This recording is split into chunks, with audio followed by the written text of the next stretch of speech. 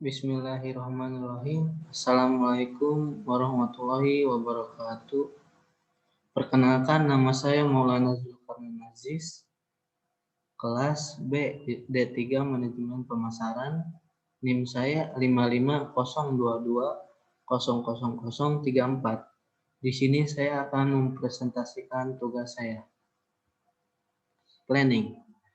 Perencanaan merupakan salah satu fungsi dari manajemen yang paling penting, di mana di dalamnya terdapat aktivitas mengindefinisikan tujuan organisasi, membuat strategi, serta mengembangkan rencana kerja organisasi. Perencanaan adalah tahap awal dalam kegiatan suatu organisasi terkait dengan pencapaian tujuan organisasi tersebut. Menurut George Steiner, perencanaan adalah suatu proses mulai dengan sasaran-sasaran, batasan strategi, kebijakan, dan rencana terperinci untuk mencapainya. Mencapai organisasi untuk menerapkan keputusan dan termasuk tinjauan kinerja dan umpan balik terhadap pengenalan siklus perencanaan baru. Organizing adalah suatu proses untuk penentuan pengelompokan, pengaturan, dan pembentukan pola hubungan kerja dari orang-orang untuk tujuan organisasinya. Menurut Schermerhorn 1996, pengorganisasian adalah proses mengatur orang-orang dan sumber daya lainnya untuk bekerja ke arah tujuan bersama. Dalam pengorganisasian, penyusunan struktur organisasi merupakan hal yang sangat penting agar setiap orang yang berada dalam organisasi tersebut mengetahui dengan jelas tugas atau pekerjaan, tanggung jawab, hak, dan wewenang mereka. Prinsip-prinsip controlling. 1. Pengawasan yang dilakukan oleh pimpinan harus dimengerti oleh staf dan hasilnya mudah diukur. Misalnya, tentang waktu dan tugas-tugas pokok yang harus diselesaikan oleh staf. 2. Fungsi pengawasan harus difahami pimpinan sebagai suatu kegiatan yang sangat penting dalam upaya mencapai tujuan organisasi. 3. Standar untuk kerja harus dijelaskan kepada seluruh staf, karena kinerja staf akan terus dinilai oleh pimpinan sebagai pertimbangan untuk memberikan reward kepada mereka yang dianggap mampu bekerja. Manfaat dan fungsi controlling. Seorang leader atau manajer harus dapat menuntun, mengarahkan, menggerakkan, dan memotivasi serta mempengaruhi bawahan agar dapat melakukan tugas-tugas yang telah direncanakan untuk mencapai tujuan atau sasaran organisasi. Fungsi controlling atau pengendalian mengharuskan pemimpin manajerial dapat memastikan bahwa berjalannya aktivitas organisasi telah mengarah pada tujuan yang ingin dicapai. Oleh sebab itu, perlu adanya standar bagi pemimpin manajerial sehingga dapat mengetahui secara jelas ukuran keberhasilan dan kegagalan.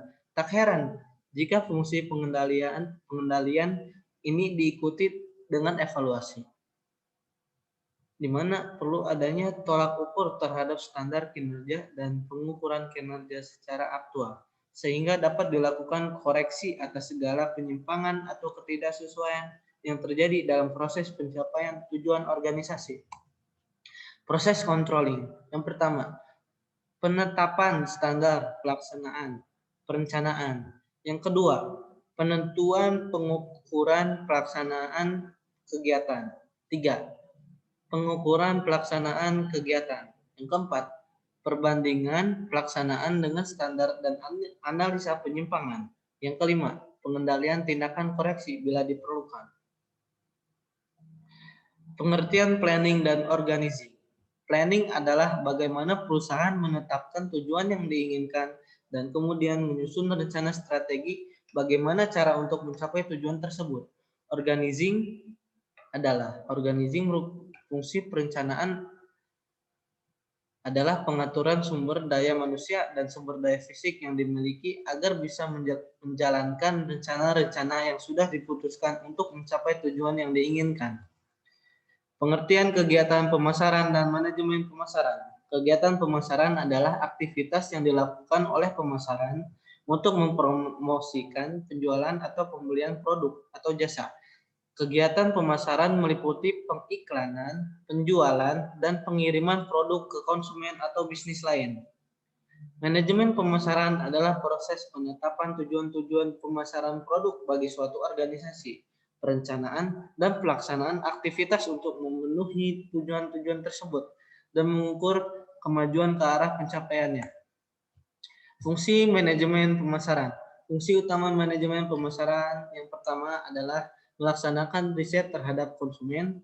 Yang kedua, mengembangkan produk yang diinginkan konsumen. Yang ketiga, melakukan kegiatan distribusi. Yang keempat, menetapkan harga. Yang kelima, memberikan pelayanan terhadap pelanggan dan konsumen. Pengertian manajemen dan sumber daya manusia.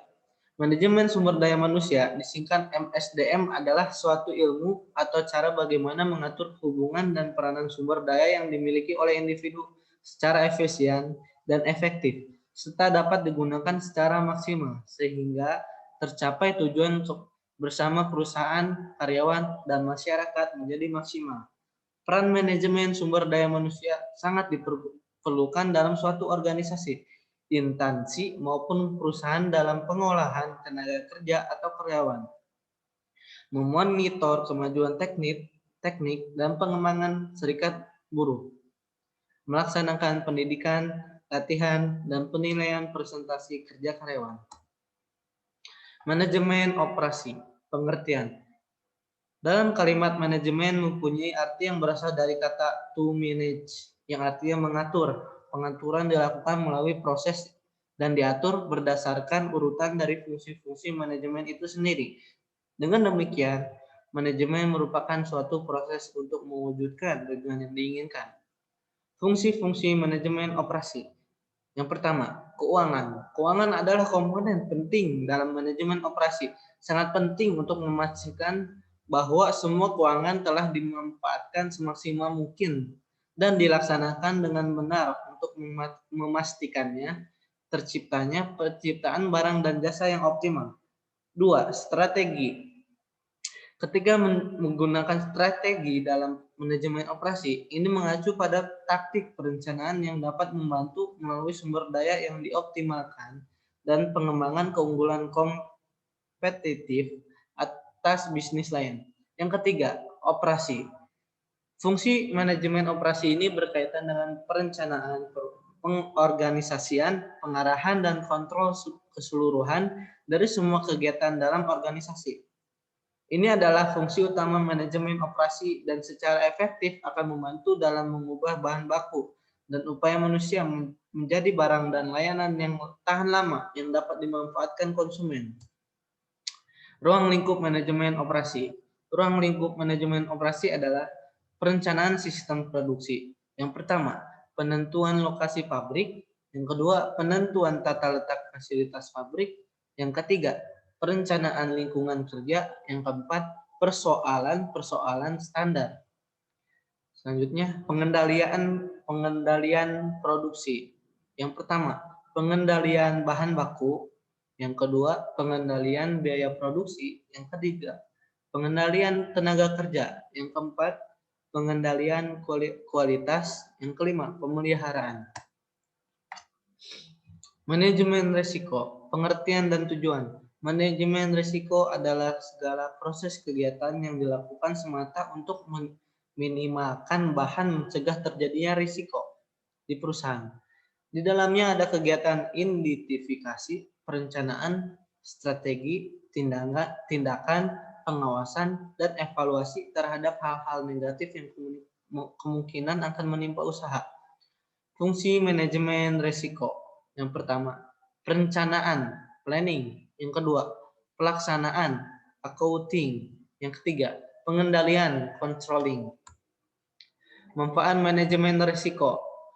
Berguna untuk yang pertama, berguna untuk mengambil keputusan dalam menangani masalah yang rumit.